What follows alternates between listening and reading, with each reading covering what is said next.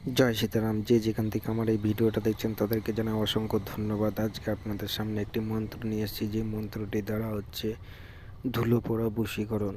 এই ধুলো পড়া বশীকরণে মন্ত্রটিতে আপনারা সর্বোচ্চ 12 থেকে 24 ঘন্টার মধ্যে রেজাল্ট আনতে পারবেন, এবং সাথে সাথে অনেক ক্ষেত্রে রেজাল্ট দেখা যায় বা দেখা দেয়। মন্ত্রটি আপনারা স্ক্রিনে দেখতে পাবেন।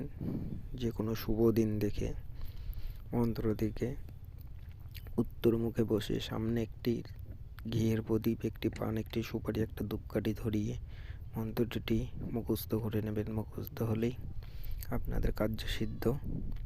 108 বার জপ করে নিলে কার্যসিদ্ধ। এবার আপনারা কী করে খাটাবেন, কীভাবে প্রয়োগ করবেন বিস্তারিত বলে দিচ্ছি।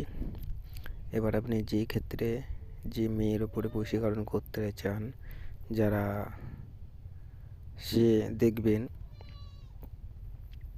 যখন হেঁটে যাওয়ার সময় যে পায়ের ছাপটা যেখানে পড়ে, পায়ের ছাপটা, সে পায়ের ওই ছাপের ওখান থেকে নিঃশ্বাস বন্ধ করে আপনি মাটি তুলবেন 3 বার।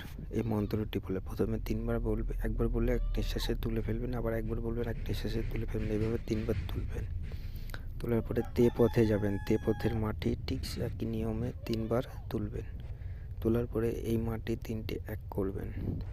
করার পরে মন্ত্রটিকে 5 বার পরে 5টা ফু দিয়ে সেই মাটিটি তার চলাচল পথে একটু ফেলে দেবেন। আর কিছু মাটি 21 বার মতো কিছু কাঠ বা কিছু সামগ্রী জোগাড় করে আগুন ধরিয়ে ওর মধ্যে